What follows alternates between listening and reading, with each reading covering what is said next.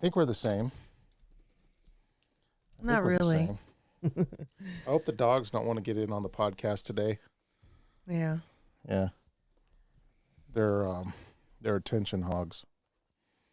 They're also pet hogs. Like, pet. You can pet them till their hair falls off and they still want more. All right. Well, I think we're live. Let me see. Pull up the comments, get this thing a little closer to me. Heaven Soon is with us. Hello. How you doing, Heaven Soon? Okay, right off the bat, she says, Western Journal article, are deadly weather events pummeling America actually the wrath of God? Article, April 7th, 2025, by Ben Zeloft. That's my question, too, and that's actually the title of our live stream is, are these natural disasters that are happening all around the world, are they actually judgments from God, or are they weather manipulation? What are they exactly? I've got a few, you guys have probably seen all this stuff before, but let me pop something on real quick here. Could it be from all the seating? The airplane seating. Oh, the rain. Well, some of manipulation. Yeah, some of it's definitely weather manipulation, but I don't think it can't all be weather manipulation. Okay. There's just no possible way. All right, so hang on here. Doing a little bit of. So of course you guys have seen, I'm sure, clips of this Myanmar earthquake. It was a massive earthquake. It was originally 7.5, is upgraded to an 8.3. Over 3,000 dead to date. An absolute catastrophic event, and of course in that part of the world they don't build real well, and so more people die from earthquakes than any other natural disaster, all other natural disasters combined. Earthquakes are very deadly, and that's including the tsunamis that usually follow suit with these earthquakes. So they're really nothing to be trifled with. And this video you guys are watching, this is kind of like a composite video. This gives you an idea of the massiveness of these quakes. I mean, it's hard to I've been in quakes as large as a 7.0, and let me tell you what, they are terrifying. And you can see how the ground was affected. And when I went through the 7.0 in California, we had 3 deaths there in Paso Robles. Remember that, Lisa? Mm-hmm. And they. So do you think these are judgments from God? Well, I do. Yeah, because of the frequency of them. Okay. And so what would have been the sin there? Well, I don't know. It's hard to say, but the main thing is that these things. I'll wait to put your guys' comment up here just for a second. We definitely want to kind of watch some of this video. Too bad I didn't have the monitor, Lisa. You could be watching it too. Well, soon to come. No, well, I don't know what, if any. I mean, every big city has sin. You know what I'm saying? Mm-hmm. There's sin with every big city that's out there. There's just corruption all the way down to its core level. And really, these disasters are not, I don't think they're as much really designed to destroy people as they are to get people's attention. I mean, obviously, people do die in these massive catastrophes. Now, here it shows a lot of flooding as a result. Now, I'm not sure where the flooding came from. I noticed in some of the videos that I watched, there was actually water coming up from the ground. And so it was really something to see. There's going to be another interior. We're going to just watch a few more seconds of this. But, it's really hard to it's even hard to walk when things are shaking this bad, and there's some more devastation. I think we've seen enough of that video, but it goes on and on. You guys have probably seen all of the footage. So, what about that volcano? That's a good question. Let's check it out right now. Too bad, again, you can't see it, Lisa. I'll just use my imagination. Yeah. Mm-hmm. Yeah. Okay. So here is the volcano eruption, and let's get that on full screen. This is somebody was filming it. Obviously, there was some rumblings and some indications that this mountain was going to blow, and it did indeed blow. And so now I've been told that this is somewhat normal in these regions, that these type of events happen regularly, every couple of years or every, decade or something, but we have the whole Ring of Fire practically lit up at this point. And it's actually, these are all signs. Now, people can, and I see a lot of you guys on the comments saying, that it's weather manipulation. And again, I don't totally disagree with that. And I think that possibly some of that is, but it can't be all of it. You know what I'm saying? Like that volcano was not weather manipulation. The earthquake. Now, I was just telling Bart last night about this, Nikolai Tesla's, and it's hard to believe this stuff really, but he actually created an earthquake machine.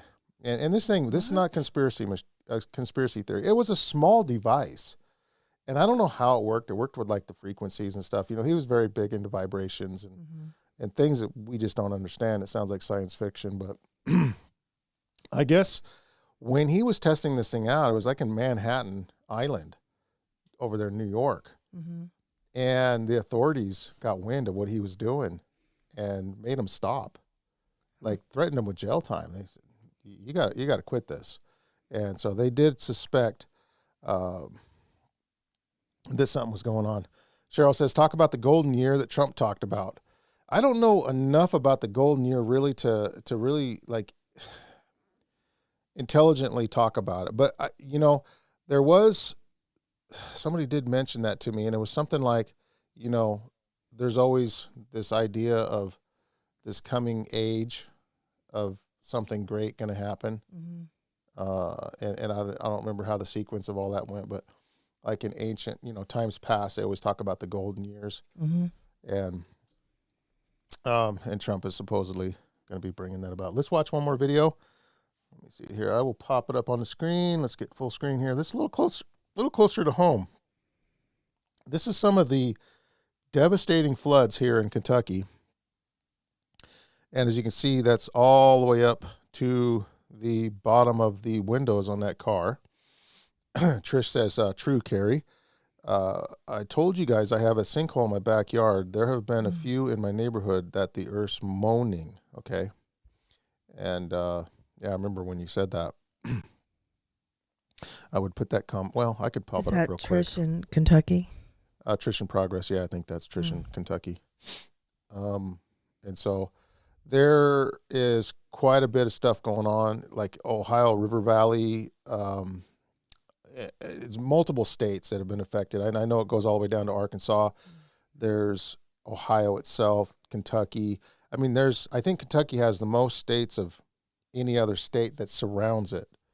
There's quite a few states that surround Kentucky. I mean, it's like West Virginia, Tennessee, Ohio, Alabama. Indiana. Alabama. Does Alabama touch it? Yeah, right there in the corner down there. And I'd have to look at the map to figure out the rest. But yeah, this is total devastation. When I was listening to this news clip, it said 50% of that county is underwater currently. 50%. That's a lot of real estate underwater right now.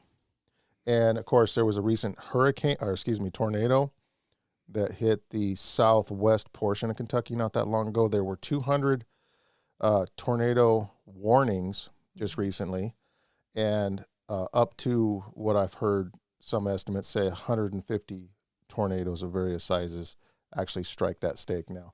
Now, when you wonder about like why in the world would God strike an area like that, and maybe we'll watch a little bit more of that later on. But the thing of it is why in the world would God strike a place like Kentucky? It doesn't take a lot of theorizing either. When you talk about the Kentucky bourbon, the tobacco, the gambling, race gambling. Horse races. I don't know if gambling's legal over there. Trish in Progress would probably know. Okay. Connecticut. Trish in Progress lives in Connecticut, but I may move to Kentucky. Still looking. Mm-hmm. So, all right. Yeah, well, we're still looking at Kentucky, too. So are we, but, I mean, it just seemed like everything happened all at once. Well, and that's not to say that it's going to keep happening. And and here's the thing. I mean, wherever we move, there's going to be things happening. I don't think there's a safe place in the world right now. No. My parents, their house went up in smoke in the high Sierras where the giant redwoods are at. I mean, what a freak fire that was. There's been a lot of fires, and yeah, it's touched us personally. Now I know Lisa's sister had just moved out of southern Cal. Yeah, I forget where that was at. Yeah, it was down there in Los Angeles County there somewhere. Cheryl says, I'm in Bowling Green, Kentucky, and there is some flooding in town, but it's not as devastating as some other counties. Okay.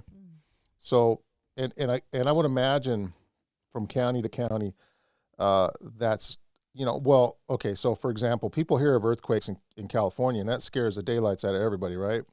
Mm-hmm.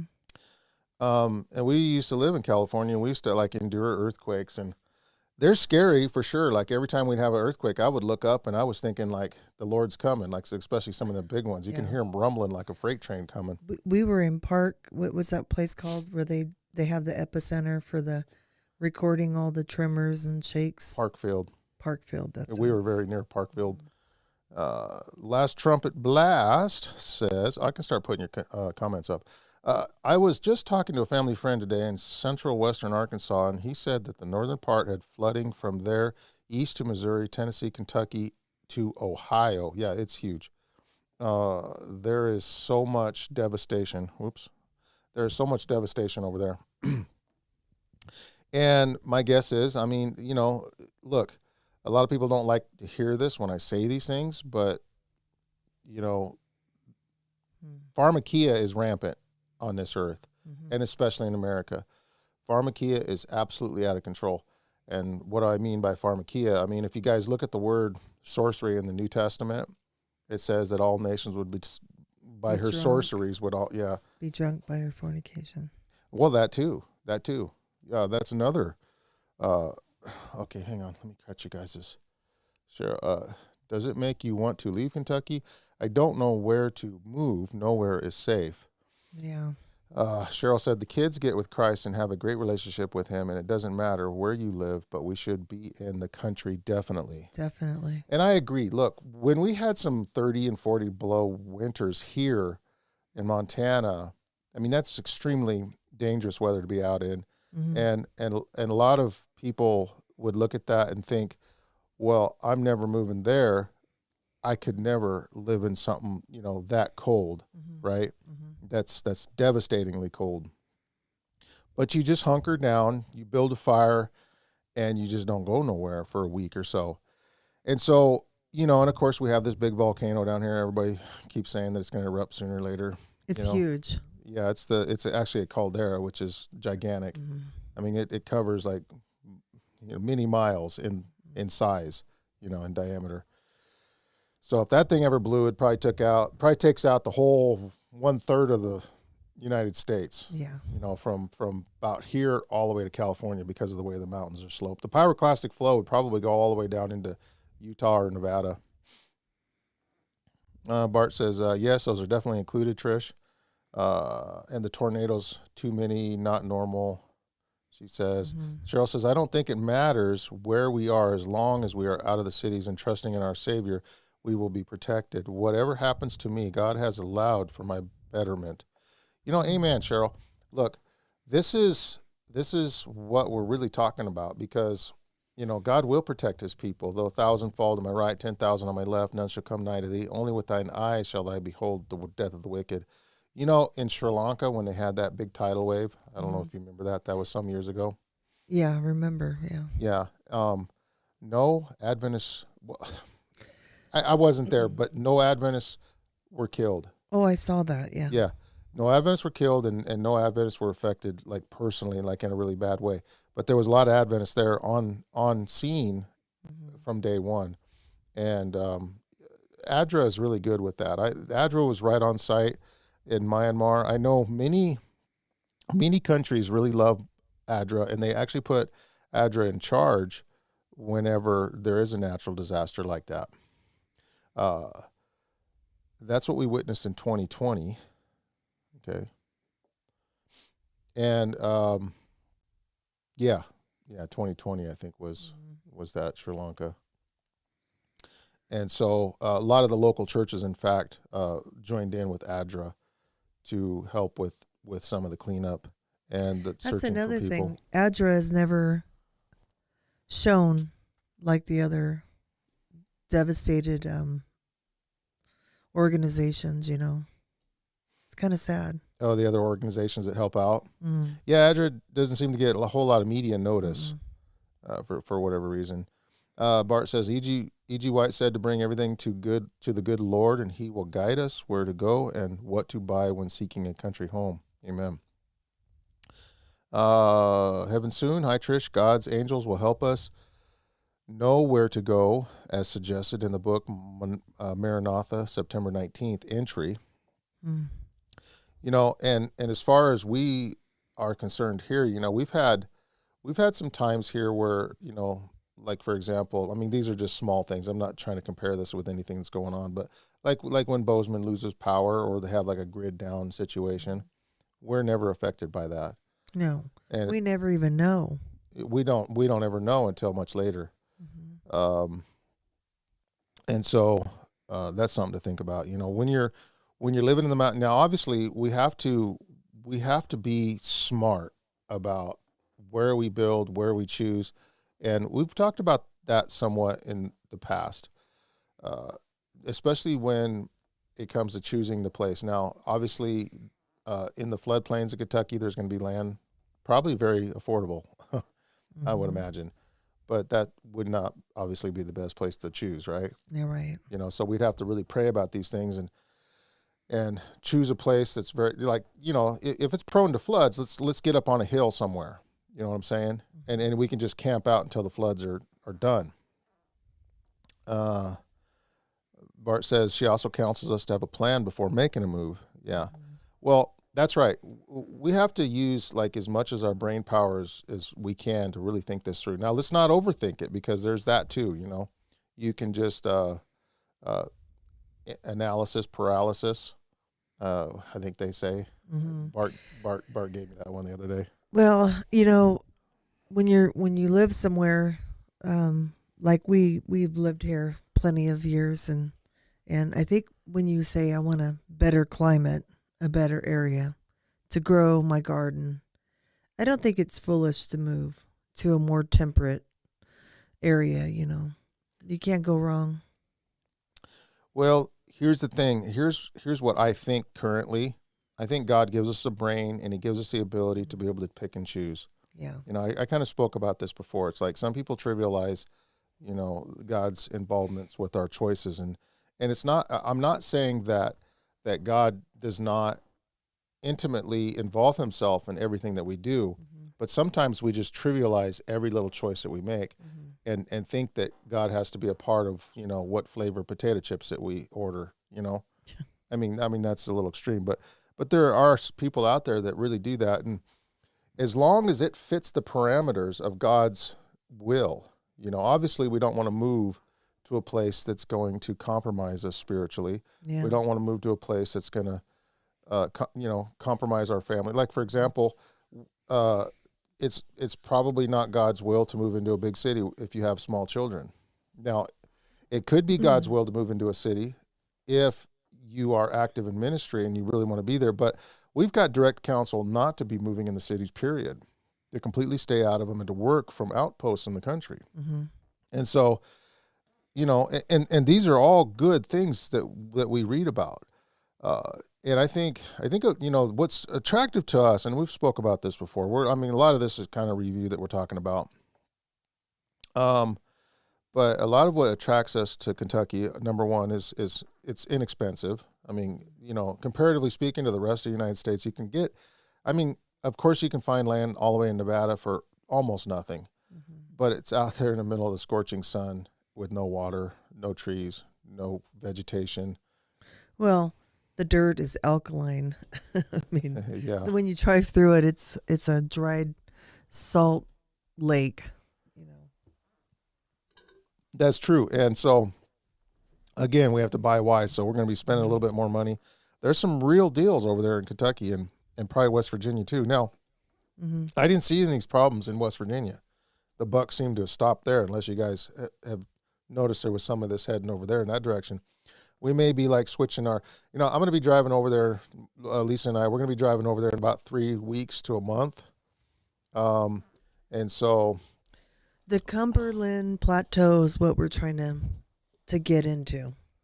yeah, I think it was like rumored that Ellen White once said in a camp meeting once upon a time. I heard it from two separate people that would be a good place for the end times. Yeah. Now, obviously, there's a lot of timber there. There's a lot of, mountains, a lot of water. I think gardens pretty much water themselves there with the rain. Mm-hmm. They're probably, if they planted their garden early this year, they're probably getting too much rain. Mm-hmm. But you could probably just replant it because we don't plant here till the third week of May. Yeah, we haven't even begun. Yeah, and I mean we're still getting occasional frosts. So We just had snow today, so yeah, big snowflakes were hitting us while we're out there mixing concrete. We really worked hard today, didn't we? yeah. Yeah. Were you gonna say something? Mm-mm. Okay. So Yeah, Kary's a slave driver. well, you kind of are too.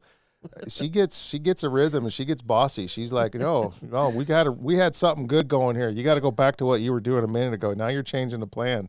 You need to pick the shovel up and do it this way or this way. Yes, ma'am.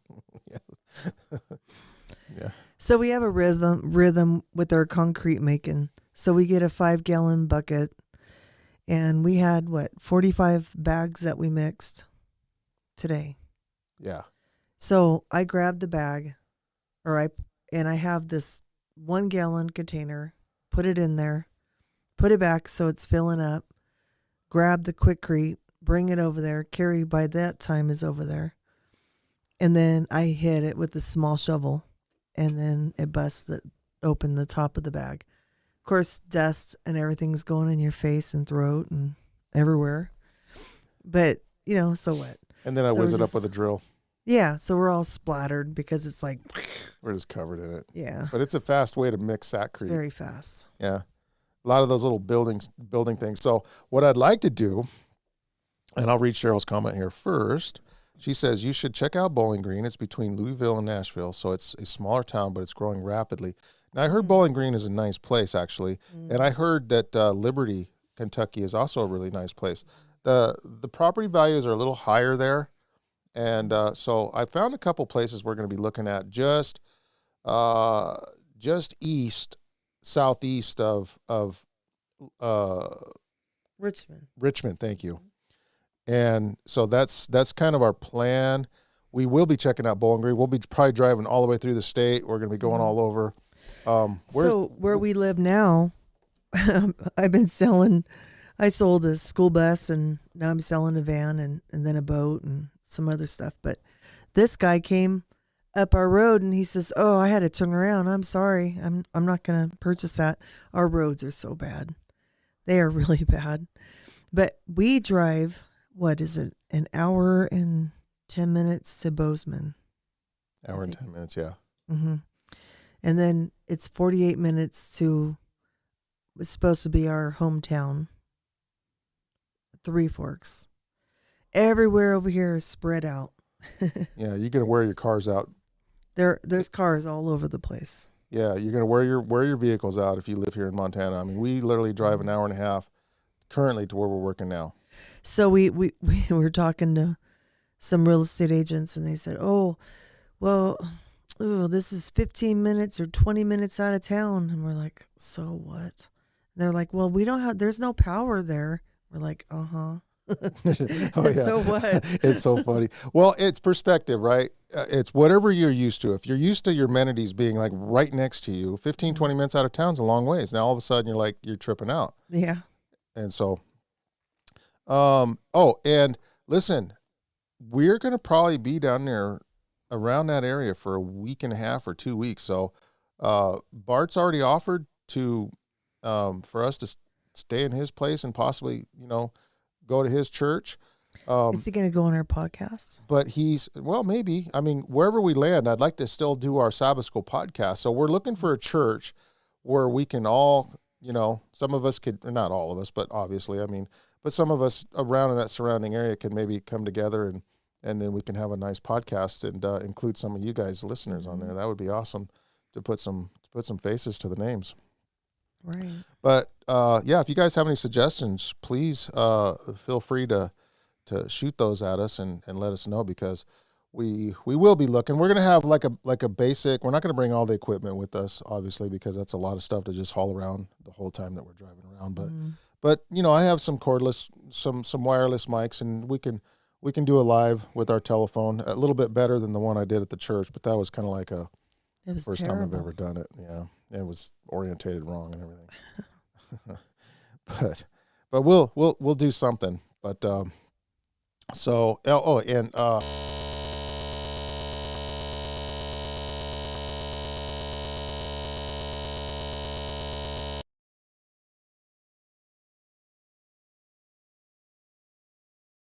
we have an ongoing standing offer for the Great Controversy. You guys would like a free copy of that in 4 continents now. We got Australia, North America, Europe, and Africa. So, yeah, pretty awesome. All right. So, back to the comments. When is your trip? Trish asked. We're a month out. How come my comment thing doesn't work now?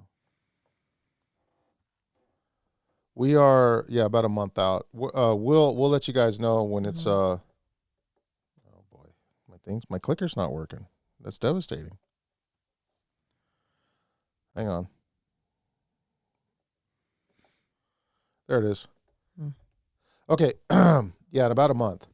We have a big job that we're trying to knock out. We got a car. We're going to be taking our little Honda car because it's just been good to us, so it's really reliable. We're going to put some tires on that, do a little bit of work to it, and then we're going to pack up our goods and get out of Dodge. We're going to probably stay over there for. We need a doggy babysitter. Yeah, we do. That's something else. And I hate traveling, so moving is very, very hard on me. Even traveling anywhere, I hate it. I'm not a real fan of traveling either, but it is kind of fun to get out and just kind of, For 5 minutes. Yeah.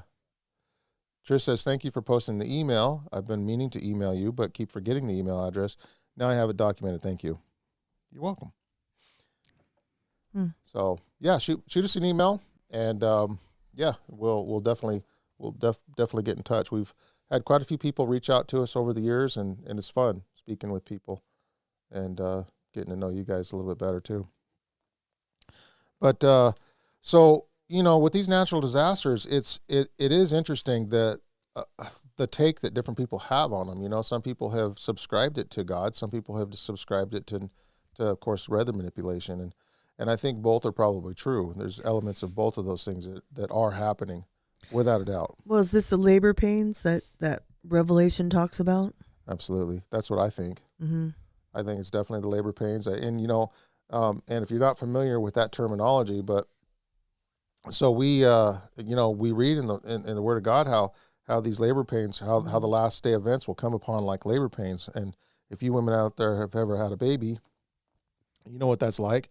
And the guys, that are married to somebody have had babies. We know what that's like too, because we watch our wives go through it. But they'll you get the what do they call Braxton Hicks in the beginning, and those are like those fake contractions, and then later on they become real contractions. It's usually a week, 2 weeks before you have the real labor pains. Yeah, and then you start to get and your body starts to adjust and everything starts moving around, and before you know it. You're having them every hour, and then they'll come every 15 minutes, and then every 5 minutes, and you're having a baby, So yeah, that's sort of how it works. Gave everybody a lesson childbirth here. Gross. No, I was kidding. Okay. I drove from Connecticut to Chicago to Kansas City and back to Connecticut last May. My dog came with me. Well, Lisa's dog, she wants her dog to come with us too, and I don't know if that's a good idea. Well, we have sons, and they literally live a mile away, and they didn't even come over to take care of our animals. Yeah. So. Yeah. So, but maybe your sister says she can take care of them on the weekend, and then we can find somebody else. I don't know who. I want to take her, though. Yeah, we'll see. It costs a little bit more for hotel rooms, a little bit more hassle, but there's nothing like that doggy companion. Mm-hmm. So, with weathermen, like I was saying, this earthquake machine, I know it sounds crazy, but Nikola Tesla actually invented an earthquake machine. Wow. And this thing actually was creating earthquakes that were quite noticeable. I don't know how in the world this thing worked. They showed the actual picture of this thing, and it's not a very big device. It doesn't make the whole ground shake, and it doesn't work like that. It works off of some kind of a frequency. And I would imagine, if people are creating these earthquakes, but see, a lot of these earthquakes are happening because the tectonic plates are moving along the fault lines. And I don't know how in the world that they could manipulate that. I mean, maybe they could get something going through these devices. They could break it loose and make it move. But I don't know. Now, I was going to say something about bridges back then. They didn't like animals walking on them like a dog. It would move the bridge weird. Okay, that's a good point. Yeah. Mm-hmm. So frequencies and what was that one bridge over there in Washington? Was it the Washington State? Mm-hmm. Galloping Gertie, I think it was his nickname, and that thing would twist and everything because of the winds. Oh yeah, I saw that. Yeah, and the winds would hit it, and it would get this vibration kind of frequency thing going, and it would do that. But you're right, and what else does that is ice. Like if you're driving on ice and it's thin, you'll get this wave in front of you, and you can break through real easy. I've been watching videos of guys doing that. Huh. And so you have to not drive too fast or too slow. Because of that.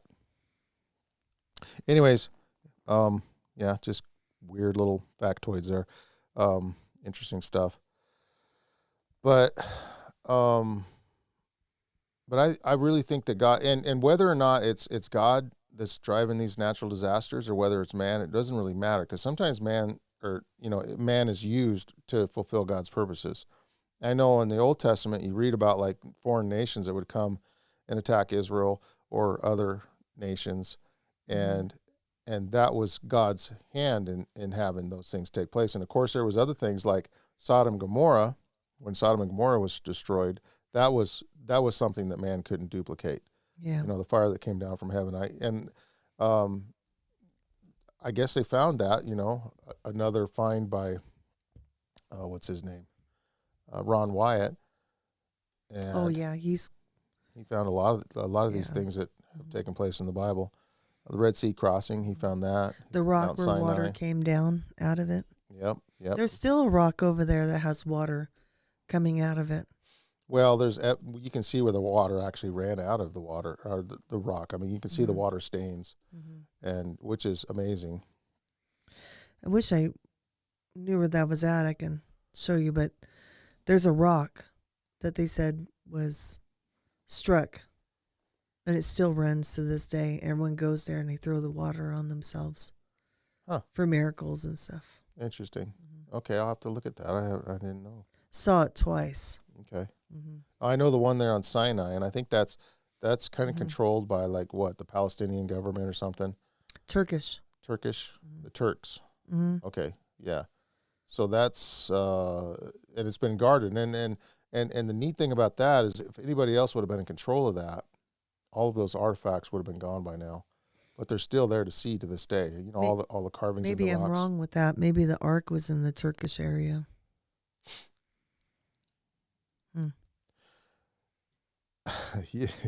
No, you're right.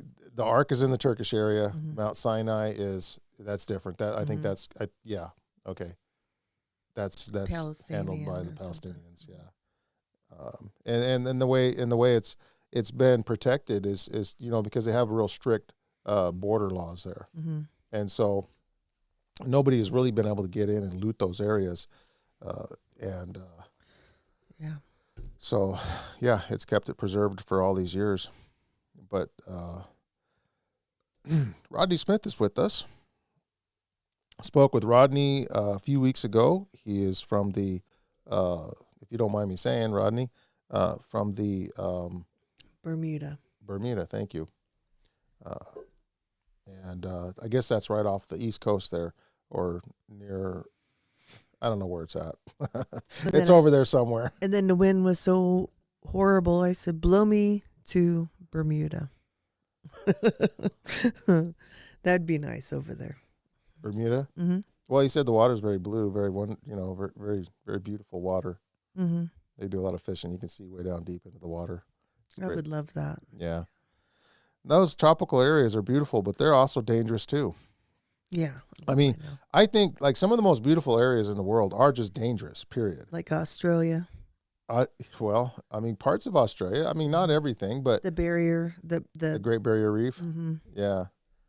Well, and like, yeah, I mean, we're looking at places like, over there in the east, and, you have those tornadoes, you have the floodings, obviously the rain. Where it rains a lot, it's very lush and very beautiful. Mm-hmm. Of course, you have all these biting bugs, you have the ticks, you have chiggers, you have all of these elements that we don't see here. Mm-hmm. Rodney says that the sand on our beaches are pink. Oh man, that's so beautiful. Yeah, I wonder what that's from. That's probably is that from volcanic rock or something? I wonder. I think it. Or is it just the color of the? Like a little creature died or something. You think it's like shells, like some kind of shellfish? I don't know. He'll have to tell you. Yeah, he'll have to tell us. There's a part, a novelty, with the pink water. I mean, pink pool of water. It's a pretty good size. It's by the ocean. Interesting. Mm-hmm. Yeah. So, well, and you take these tropical places, and they're just full of bugs. I was talking to somebody today about ticks. I mean, ticks can be actually very dangerous. Tim Grady's with us. How you doing, Tim? Glad you joined us. We're just talking about all kinds of different things tonight. From small ticks to weather. Rodney says small shell creatures. So you're right. Yeah.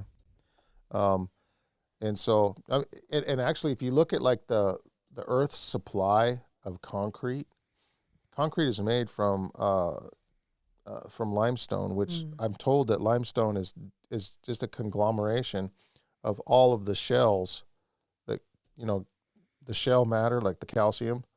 Oh, from like the yeah, the little shellfish creatures and stuff. From the big, like Noah's Ark time. Yeah. Well, ultimately the flood uncovered all of that stuff and distributed it. Yeah. Mm-hmm. But I mean,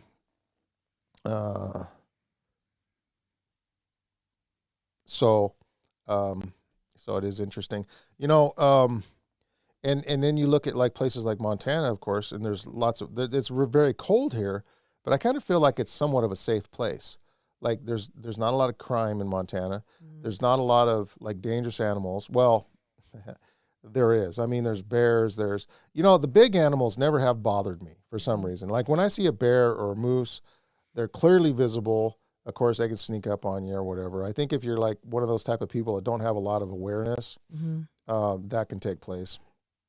But if you have any kind of awareness at all, I don't see how a creature could like get one over on you. But as far as like ticks, but we do have mosquitoes like certain times of the year, but nothing like some of these tropical places. Mm-mm.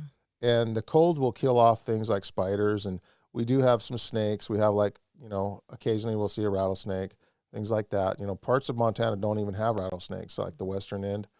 And I don't know why that is, but right here we've seen quite a few. I mean, we do have quite a few snakes. So like in terms of dangers, it's just all a matter of what you want to endure, I guess. Mm-hmm. California, we had a lot of ticks in California. We had valley fever. Valley fever was a serious problem. It's from the dirt. Your sister just got that, didn't she? Mm-hmm. I mean, she's had. You have it for life. Yeah, it's sort of something that you get, and you sort of have to just live with it and deal with it for the rest of your life. You're sick, and you're sick often. Yeah, but it's from all the agriculture, it's from the dust and everything. I mean, if you ever drive through like the Central Valley in California, you'll see what we're talking about. I mean, there's a smell over there that's yeah. I mean, everything in certain parts of the Central Valley. I mean, there's that cattle smell that's just always there, present in the air. Of course, you got to get used to it, you know. We have one dairy after another. A lot of people don't realize that California is the fruit bowl or the salad bowl of the world. We have all these industries that are going on, and as you're going into the valley, it's one dairy after another, and they're like Land O'Lakes, they're like craft companies for your macaroni and cheese. We have Sunkist. We have all the almond milk. So we grew up with all that. Mm-hmm. Yeah. Spunky is with us. He says, we never had ticks where I was growing up. However, it is very prevalent. Where's he at? Not. I hung sheets out during the summer and ended up having 5 ticks on it. Oh, no. Oh, he said it is very prevalent now. Okay, so when he was growing up, I forgot, Spunky. I don't remember where you said you lived. So when he had ticks he didn't have ticks growing up, but they're everywhere now. Oh, they're so maybe everywhere. it's like one of those things that's like you know, they have cycles, you know, where you see more than others. You know, we would see them. They would go out at the end of the branch or the leaf, and they were so tiny. I mean, so tiny. They had little wings on them, where they can take a momentarily, like a short flight, to get on you. That was in California. That's just disgusting. I know. Yeah. And then when my dad would go deer hunting, I used to run down there and I'd say, "Poor deer," and I'd be petting him, and he'd be full of ticks, just everywhere. Spunky says Michigan. That's right. Okay. Well, we're going to be driving through. Is it Michigan or Missouri? Hey, Missouri. Michigan. We're going to be driving through Missouri. Michigan had that ice storm. Remember? That's right. It did. Wow, that was that was another natural disaster that kind of took place that that I overlooked. Yeah, there was massive ice storms all through the northern end of the United States and some of Canada as well. And they said that they're somewhat normal in certain areas. I mean, they get them from time to time. Wow. But it's like this perfect combination of cold and rain. Linda Lofkin says the devil has control in the weather, too. He wants people to blame God. That's a good point. I mean, look, we're talking a little bit about the judgments of God. Now, we know God does send judgments on us and to try and wake us up, right? Or judgments to punish mankind. And the purposes of why he does these things, they vary. And, you know, it's hard for us to know what the providence of God is, you know, because his ways are much higher than ours. We can speculate unless the prophet has told us why God has sent forth disaster. He sent forth natural disasters for people, like Mount Vesuvius. I think was something of a judgment as well. I mean, because those Roman soldiers were the same Roman soldiers that sacked the temple in 70 A.D. Spunky says we're still trying to come back from it. The ice storm, that is, I'm assuming that's what he means. So you know, when you really take everything into consideration, like all of the stuff that's been going on in rapid succession around the world. Now, we often don't get news from other parts of the country as readily as other countries get the news from here. And it's kind of sad almost, because when you watch the news, they're more interested in basketball or football or the latest, you know, pop singer or the latest, you know, actor and what their latest escapades are. And it's a little frustrating to get actual news in America. Trish in Progress says, that's awful. I'm so sorry. Do you have a generator? That's a long time. yeah, a lot of people are out of power because those ice storms literally just, they break trees, the trees fall on the power lines, power lines get weighted down. I mean, it was really, really serious. Of course, no travel. I mean, it's funny how all these different elements can just completely stop people. You look at water. Now, water, when it's sitting in a calm little pond, I mean, you think, what a harmless substance, But, of course, we can drown in water. And water can be such a great force. It can knock houses over and trees and cut right through concrete. I mean, look at the Grand Canyon. That was cut out by water. And because, we believe in a young Earth age, we also believe that happened very rapidly. Well, most of the valleys, that you see. Yeah, and there's a place here in Missoula, too, that had a big flood. Now, the way they theorize, you have two stories to that.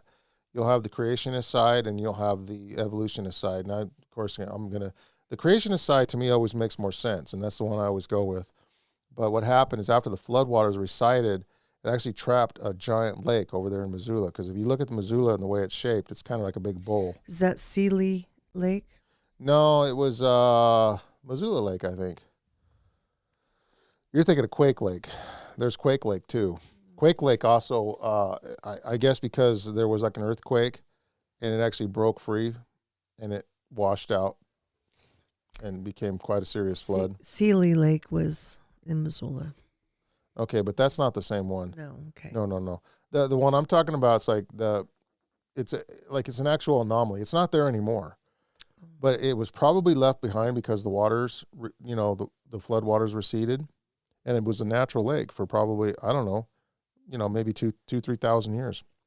And then when that mountain broke, maybe it's because of a lot of snowfall that year, a lot of rainfall. There was a combination of things that just overwhelmed its capacity to release the water, and it cut a path right through the mountains. And that water and the debris from that flood went all the way down into Utah, the bottom of Utah. And so that was a massive flood. And so things can just happen like anywhere for any reason. And we just, and because this world is so unstable, everything that we're walking on, we're sitting on, everything is like unstable. There's nothing that's sure-footed. Like, they've mentioned in the comments earlier that, when we choose a place to live, I mean, anything can happen. I mean, here in Montana, we could have, like they did in Michigan, there's ice storms in Michigan. It's cold up there too. They got that lake effect, here in Montana, we get very cold weather here. California, it's earthquakes, it's heat. People die from heat, literally just from it being too hot. And then all of a sudden they'll lose power. There's no air conditioning, and there'll be sometimes, dozens of deaths of some of these older folks that they can't take the heat. They'll have heat stroke inside their own homes. And so everything's like balancing on this teeter-totter. You go through some of the islands, like I think Rodney was describing, the hurricanes over there in Bermuda. Beautiful place to live, nice blue waters. You can go down there, you can see the fish you're catching from 100 feet below you. But they have these hurricanes that become very serious, and these weather events in these tropical areas that can absolutely kill you. Spunky says that hard to get generators because everyone was buying them. I have a propane stove that I could heat water. I also have well water, so I had it until the bladder tank emptied. Oh, okay. Well, that's right, because if you got a bladder tank, you probably got like maybe 10, 15 gallons of water on hand, maybe 20 gallons if it's a large bladder tank. And so you can only use so much. You got to really conserve your water. That's a tough situation. There's some people, and this is I think what the country living message, where it really can be helpful for God's people, because when we move out in the country, we have all that stuff. We have a generator in case our stuff fails, and we use it all the time. It's not like it just sits. It'll sit in the summertime for sometimes months, but it's regularly used, and we always have gas for it. And but that's right. Whenever these disasters strike, and we saw this in California when they lost the power, the PG&E, the power lines. I don't know if you guys remember that down there, but the gas pumps couldn't pump. The gas pumps couldn't pump. And then the stores were giving away all the food, like whatever, the little sandwiches and ice, and Within 2 days, the grocery stores were literally opened their doors and said, come get it, whatever you want, it's free, because it was spoiling on the shelves. And so there was like literally no way for them to keep any of it preserved. Of course, I think that was all the perishables. That was the vegetables and the meats and anything that needs refrigeration. I think all the canned foods and stuff like that, the dry goods. I don't think that was for free, but Spunky says, but yes, I finally got a generator. I always keep 8 to 10 gallons of water. People think I'm crazy. No, Not smart. so much now. Well, now we talked a little bit about like urban preparation, like in the cities and stuff, because when we're living in the cities, obviously a lot of our people just can't move right now, and they're experiencing a lot of the stuff that's taking place, and there's still preparation that you can do. And water's probably like one of the most important ones, and food would be right behind it. Extra blankets and clothes, because you can't heat your apartment without electricity. Depending on where you live. I know when we travel in Montana in the winter, we like to carry like emergency stuff with us. Something to make a fire, blankets, sleeping bags even, a little buddy heater with some extra propane tanks. We haven't been, but I have a buddy heater now, so in the future, well, maybe in the future we'll be living in Kentucky or somewhere over there in West Virginia or something like that. It's giggle play. Yeah. Over there after being here. Yeah. Well, and like I said, everything is relative, right? I mean, they're talking about like, okay, so it's, we're just going to warn you, it's 15 minutes to town. And it's like, okay, well, thank you. But we drive an hour and a half to town. There's no electricity or high-speed internet. Oh, really? Oh, it's terrible. That's fantastic. We'll take it. But yeah, there's ticks and snakes and I'm not gonna lie, the ticks and not so much the snakes. Okay, I'm not afeared by. See, I'm already talking Kentucky. I'm not afeared by the snakes, but those spiders. I don't know what it is, but a spider is probably the creepiest thing on planet Earth, and the fact that they can bite you on top of that, like any spider. Like I can bit. I mean, everybody gets bit by mosquitoes, right? Mm-hmm. Oh, just having a spider take a chunk out of you, it just is gnarly. Gives me the willies every time. I've had a lot of ticks on me. It's not like I've never had a tick on me. I've had ticks ever since I was a kid, running around through the woods and stuff. You get them on you. Sometimes I even had one on my eyelid. And those little things get everywhere. Yeah, but Kary, we've had black widows everywhere in California. I know. I don't like them. And we get them here occasionally too. I mean, you open up a door that's been closed for any amount of time, and they're it's filthy full of them. Oh. We heard one so big it was squealing at me. That's how big it was. I don't know. They'll probably think you're crazy for that one, but no, I'm not. Oh, I missed Rodney's here. During the 7th plague, God sends great hailstones upon the earth. There's already been some hailstones of great size fall, like in the Midwest. And we're talking 100-pound hailstones that have crashed right through people's roofs. Wow. And the Bible actually, in one of the plagues, it's hailstones the weight of a talent, which I think translates into about 100 pounds. Can you imagine? There's nowhere to run. There's nowhere to run. Yeah, people are going to die. I mean, that's going through your roof of your car. That's going through your house. There's no stopping that kind of stuff. And especially, and that would have to be supernatural, because if you look at the way hell is actually created, it's ice crystals, right? When rain falls, it falls as ice. I don't know if you knew that. And that's what it'll actually crystallize and form some ice, and then as it falls, the ice melts and it becomes a drop of water. Oh, yeah. But hail is actually like this updraft of wind that keeps this falling rain from actually falling, and it gathers more and more, mass as the longer it stays up there, and then it'll eventually get to the point where it's so heavy it falls through that updraft, or it carries it somewhere.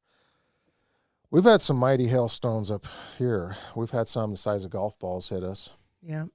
I actually ran for cover underneath my Geo Metro, and I'd never been anything like that before. Those hailstones were falling so hard on my Geo Metro that I thought it was going to break the glass.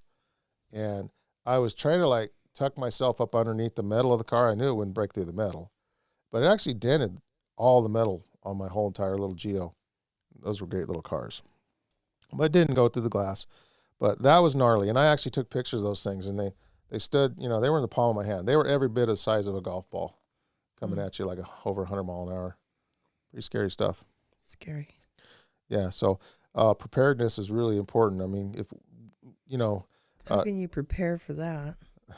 Well, you can't, you just run for cover, basically. You know, Kary has a deceased, he's gone now, but his last name was Page, right? He was related to you. Yeah, yeah.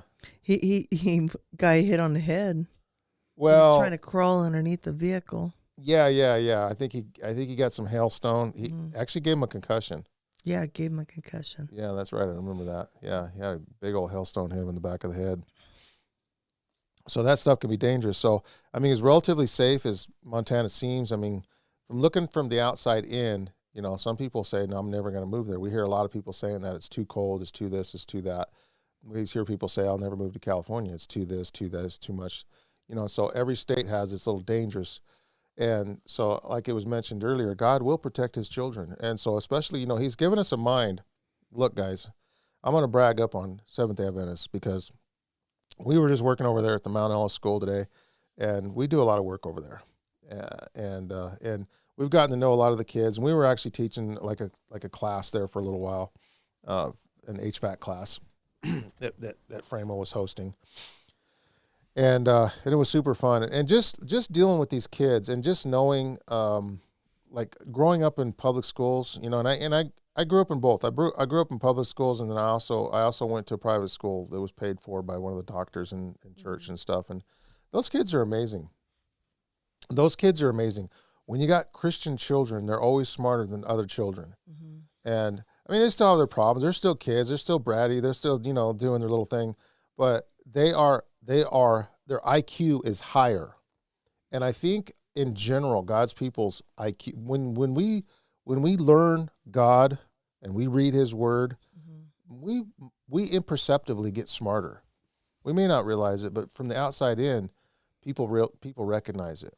Mm-hmm. And it's not so important that other people recognize it. What's important is what God's doing is he's actually he's conditioning our mind to become smarter, to have a higher IQ, mm-hmm. to have a better think.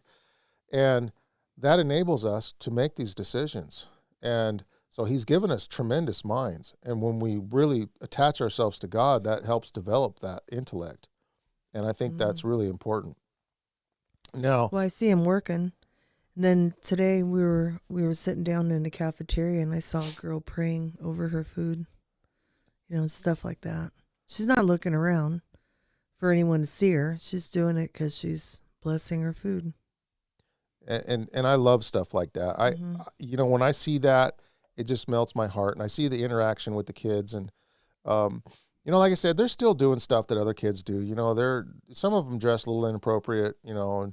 But most of them, on a majority, are pretty thin. They eat a pretty good diet. They're healthy. They're busy. They're healthy. They're smart. It's like if you went back into the days of 1970. Oh, go back further. I'm talking Daniel, Shadrach, Meshach, and Abednego. Oh. Yeah. Pulse. Yeah. Well, and they were considered to be 10 times wiser, mm-hmm. right, mm-hmm. than all of the other wise men. And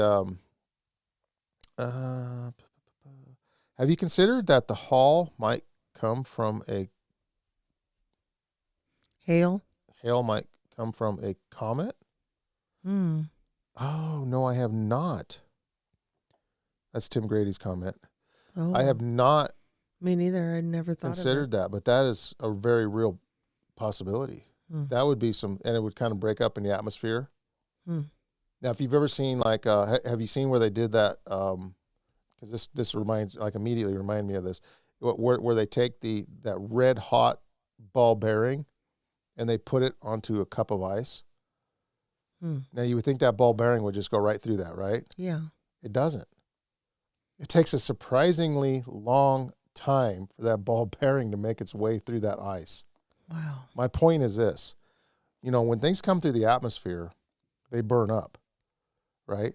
But a piece of ice, if it starts out as a 300-pound piece of ice, might have, by the time it gets through the atmosphere, might be down to the 100-pound mark. It's going to have a lot of survivability, I guess is what I'm really driving at here. Mrs. Stringer 6 says, does Kentucky have humidity? Oh, yes. Well, that's one thing I don't know what humidity is. I mean, we get a little bit of humidity here, but I'm sure nothing like over there.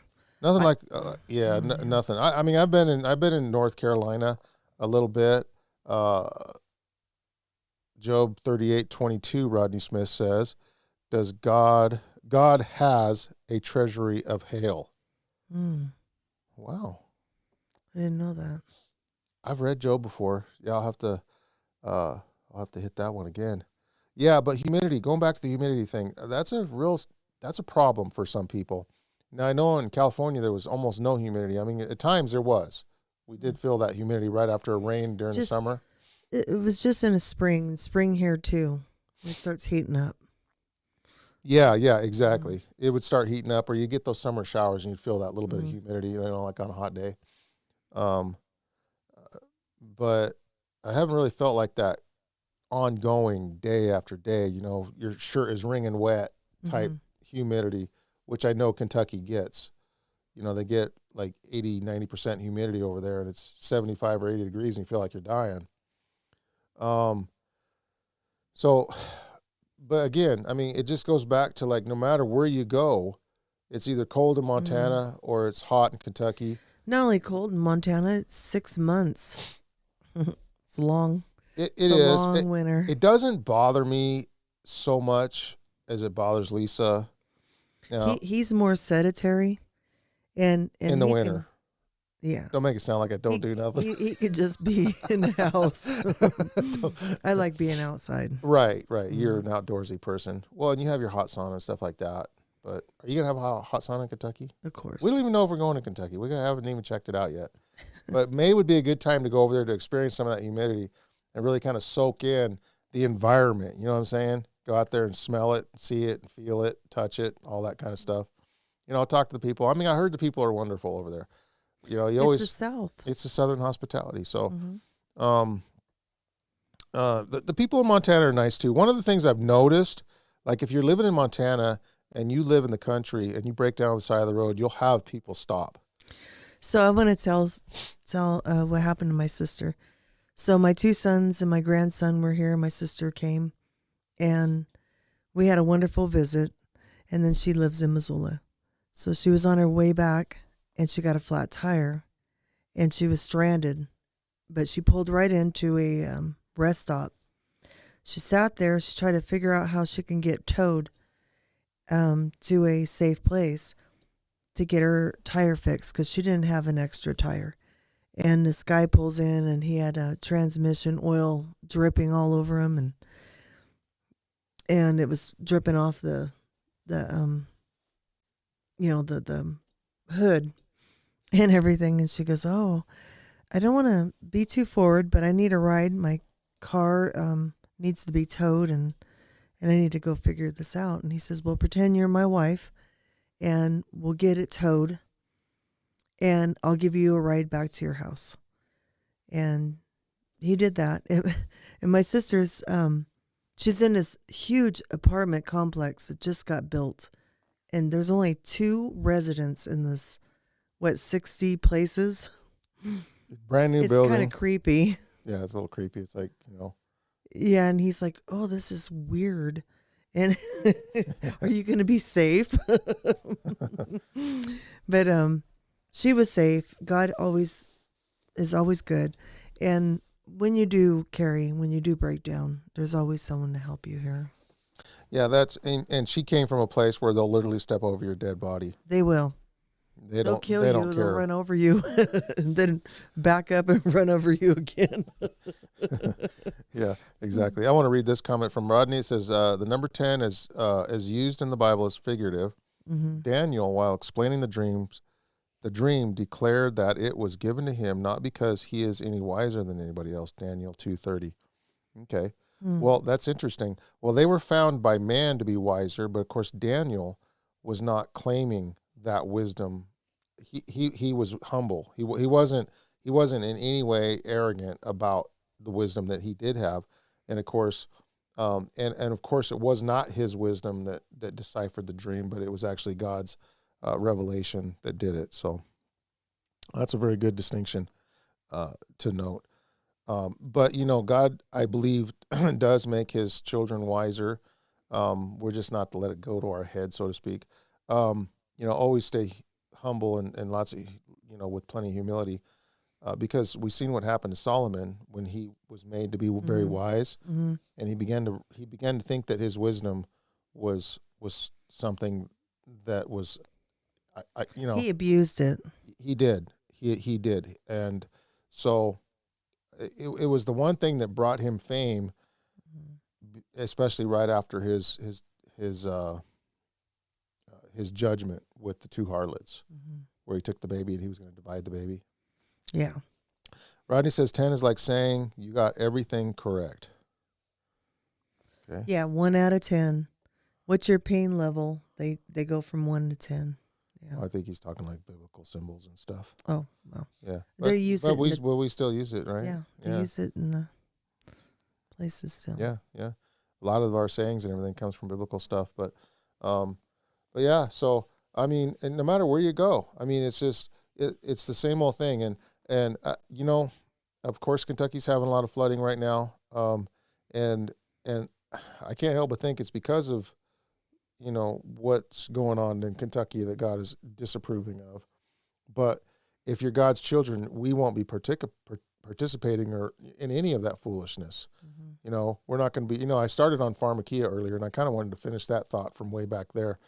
But pharmakia is if you look under the Revelations there, it's the word sorcery. By her sorceries were all nations deceived. That word sorcery is actually translated into pharmakia, and so and of course we can pretty easily conclude what that pharmakia actually means. And in the Bible dictionary, it states that it's a practice of sorcery, and it's also the administering and usage of potions and drugs. So, Mrs. Stringer 6 says humidity is something you have to get used to. So, what she's probably saying is that if we go to Kentucky and we're overwhelmed by the humidity, then maybe at some point we'll get used to it. Kind of like we've had to get used to the cold here. Now the cold was a little overwhelming at first. I mean, like the first winter, we showed up in winter with no plan. I mean, here's the thing, God can really bless faith in a way that where you would normally fail, God can bring success. Rodney says the laws of nature are fixed by God, but he can suspend them at will. Smile. Okay. So, and then Jesus walked on water. That's one example of what he's saying there. That's a good point. So the first year here was very brutal. And when we moved in, there was really not a lot of wisdom going on with our move. We just got out of Dodge, and it was sort of like an emergency type thing because everything that was happening. And God moved us out there. We would say, wow, this is a terrible winter. And they would say, well, I've been here longer, and I've seen worse, honey. And I'm like, it's going to get worse? Good grief. And then Kary's like, well, our families, both of our families come from here. and then spring would come, and it's magical. It's so beautiful. And there's so much wildlife over here that when you're driving, you have to be careful every single time not to hit a deer or an elk. I call them a freight train on legs, is those moose running up and down the river. I definitely don't want to be floating down the river and run into one of those. Oh, no. And then, of course, we get all the news feed, which makes me chuckle. It says it's almost petting season up there in Yellowstone. People getting too close to almost tourist season, and they show like a buffalo with a pair of denim jeans hanging on his horns. Yeah, I mean, people will do the craziest things, right? Okay, so Mrs. Stringer said, moved from Colorado to Texas. I thought I had moved to hell. Oh, wow. Texas is humid. And okay.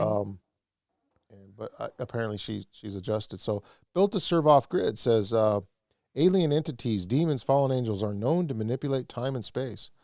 Time and space. Well, I know there's a famous quote about how Satan has been studying this earth for 6,000 years, And each person. and he has not only studied mankind, but he studied the weather. He studied how to manipulate the weather. Mm-hmm. And so whether he uses human agencies to accomplish that, I'm sure he does, because, we've talked about this in the past. Satan communicates directly to certain people, and the demons as well. And so Trish in Progress says, that's why I'm not moving to Texas, too hot, and rattlesnakes. Now, we used to eat those rattlesnakes. ew. I've never eaten a rattlesnake. I've eaten a squirrel. Frog legs. I've never eaten a frog leg. That was just a little too much for me. You know what happened? Is we got this is terrible, guys. I'm sorry. But this is how I used to be. But we went and got all these frogs, and we got these frog legs. We put them in the pan, and they started twitching and stuff. And I was like, oh, no. Ain't doing it. This is unnatural. That's a reptile. Mm-hmm. And I knew better. I was raised knowing that stuff was unclean. So,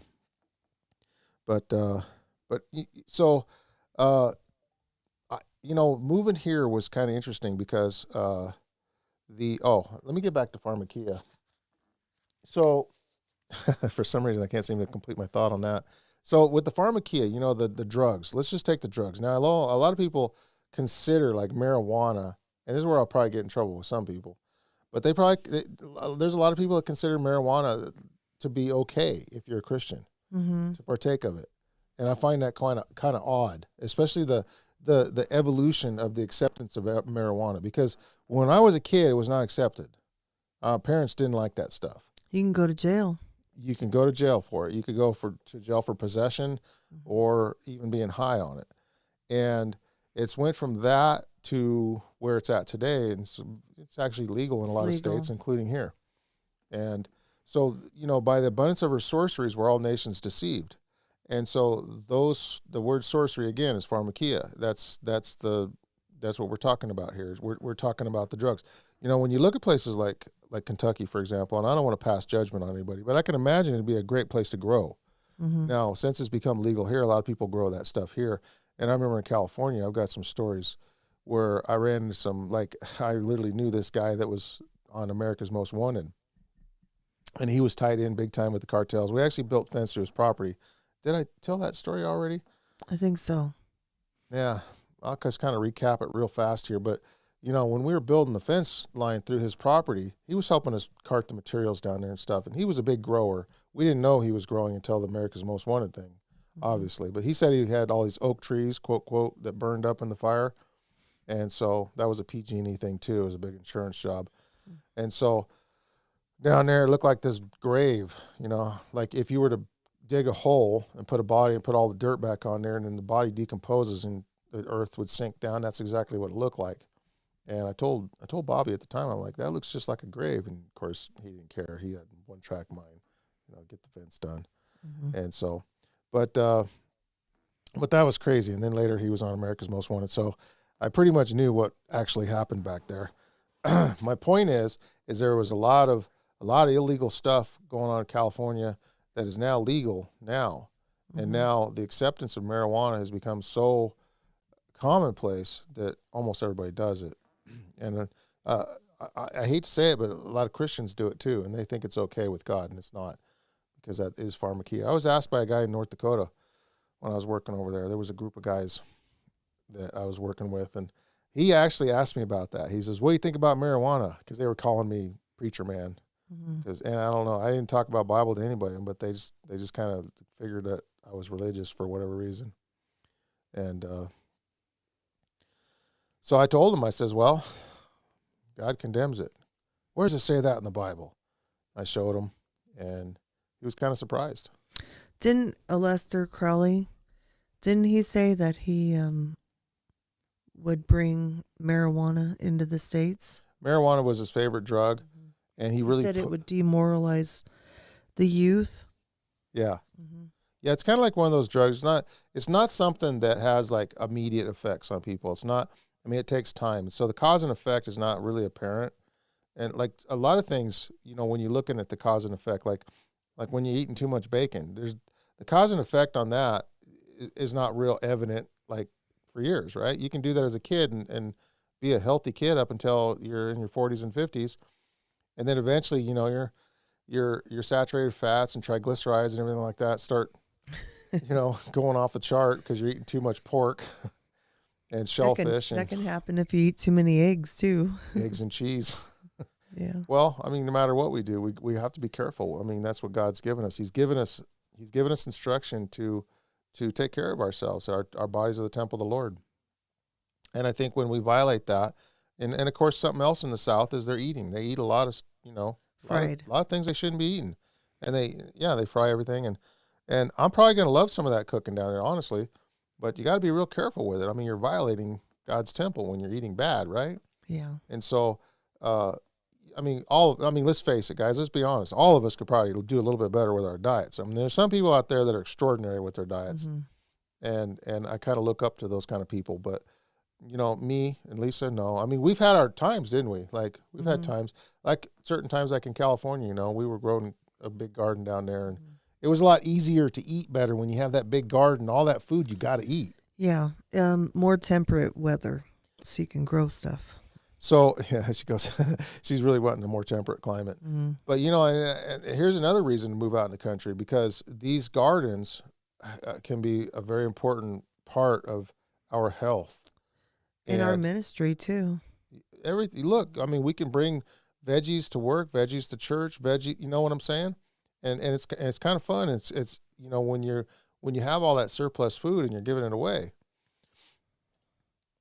My sister wants fainting goats, where you can go and then they go and they fall over. I don't know what good that's going to be, but the fainting goats, yeah, I don't know. That seemed pretty worthless to me. I mean, anytime. I love animals, but anymore, like caring for those animals becomes quite a chore. Now, I know so you can take the chickens, and those actually work really good with a garden if you can keep them out of the garden, right? Their manure and stuff that makes really good fertilizer. And same thing with, I guess, if you own a horse, or something like that. But those things become expensive and they become a real chore. But there's also ways of gardening where you don't need. I mean, well, obviously, you can get your fertilizer. Like, let's say we do move to Kentucky. I mean, there's horses everywhere, right? I mean, you just offer to clean somebody's stables out, and probably get a couple truckloads real cheap like that, if not for free. Exactly. That's what we do here. Yeah, we do the same thing here. We know some people with horses. They have skiddies, and they actually just load your truck with their skid steers, and you don't have to really do much. Back up to your garden, kick it out, rake it around a little bit, and Bob's your uncle. For you British guys out there. So, but I was thinking Bob's not my uncle. Bob's everybody's uncle. You know how that started? Tom told me. How? I guess Bob there was a guy named Bob once upon a time in Britain, and he was a very influential guy, and he would get things done, right? And so if you knew Bob, then you knew somebody that had some clout. He had some clout. He had some connections, right? And so if Bob was your uncle, then especially you're blessed. And so that was ridiculous. These sayings are yeah. It's funny. Bob's your uncle. No. Bob's your uncle. It's ridiculous. We'll have that done quicker than you can say Bob's your uncle. Bob's your uncle. My goodness. You're going to get that done fast. Don't you get it, Lisa? Anyways, back to the weather. Back to the weather. So, guys, look, there's no perfect place on this earth. Everything is tainted with sin. And everywhere is going to be having judgments visit them. There is sin everywhere. There's violations of God's principles and laws no matter where you go on this earth. And I think, when I think of Montana, there's some violations of, the saturation is not as great because everybody's further apart, right? You look at places like Wyoming and Montana, and people are just further apart. And even Alaska, right? I mean, they had probably one of the biggest earthquakes in the history of the United States in Alaska, and probably one of the biggest tsunamis to ever strike anywhere in the world in Alaska. It was like 300 feet tall or something, or 600 feet tall. I forget. It was a huge tsunami, but I know. like almost nobody died. I wanted to move on to the POW Islands, Prince of Wales. I know. But where are you going to, there's no Home Depot there, Lisa. You just got to pedal. No, you just got to mill your own trees, Kary. I need to buy nails. I need to buy concrete. Sure, you can afford that. No, you can't afford it in Alaska. It's too expensive. You know, we thought about Alaska. I mean, Alaska's got a lot of cool things. That's like for the hardcore people. I think even for the hardcore people, that places like that can wear you down over time. Mm-hmm. A good watch would be Alone in the Wilderness by Dick Proenneke.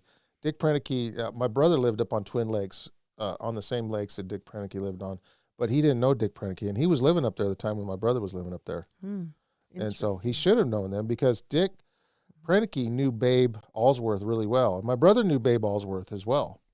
And so, but they would wait for that lake to freeze, and they would go across it in their three-wheelers and snow machines, and they would salvage, crashed airplanes and stuff. And so, but as a young guy, that was a great adventure for him. But you can make concrete by hand, says Rodney Smith. Well, you can. Are you talking about the cement portion of it? Now, I know what you can do is you can take like limestone and you can bake it. That was the old Roman concrete was something they're still trying to figure out. But basically, they would take baked lime, and so the lime would make lime not quick lime. Quick lime is what's available to us nowadays. We buy it in powder form. But if you were to take the limestone and you were to bake it, and you can watch some old documentaries on YouTube. This one, YouTube's got everything on it, right? You bake the stone and you get it to a certain temperature. It changes the molecular structure in it, and you put it in water, and it actually has this reaction where it starts to get hot. The stone breaks up, and you'll make a slime.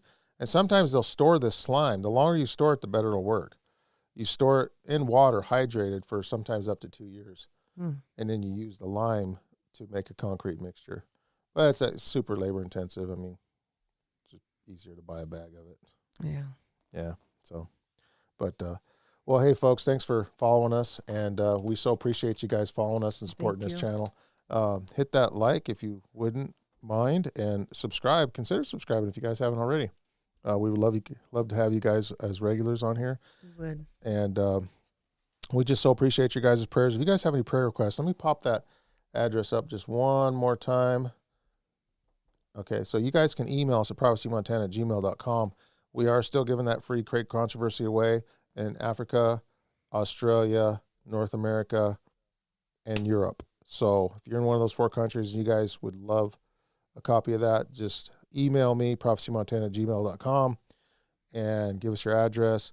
We have people in those different countries that will actually mail these books off. So, and we have some other giveaways too that I should probably bring up in some future podcasts, because they're going to be some pretty good. Well, we had the one on Israel that was given to us by Dallas. Dallas had offered, those as giveaways as well. And if you guys are wondering about the relationship between Israel and America and their involvement in prophecy and prophetic events, that's a very good book. It's written by our friend, I forget his name now. Steve Wohlberg. Steve Wohlberg, thank you, from White Horse Media. So, so yes, and but we'll only be mailing those off in North America because, well, unless somebody else somewhere in some other country would like to mail them off. But anyways, folks, all right, well, that's it for today. Kind of a low-key podcast, but it was fun nonetheless, and I sure enjoy you guys and your guys' participations. And let me pop up comments here. And we are live every Sabbath, 9 o'clock Mountain Time, so don't forget to join us then. And also, we are live every Wednesday, 7 o'clock Mountain Time as well. So we're going to keep you guys updated. We're going to let you guys know, give you a date when we're going to be leaving, and hopefully maybe meet some of you guys along the way. if possible. And we're going to be looking for a church too. So we're looking for some great advice on what church you guys think might be a good fit for us, because we would like to still have a Sabbath school, a remote Sabbath school class and all of that good stuff. So, all right, folks, God bless each and every one of you guys. Thank you so much for all of your wonderful comments and all of your wonderful participation. You guys are the best part of Prophecy Montana. So with that, God bless and thank you. Goodbye. God bless you.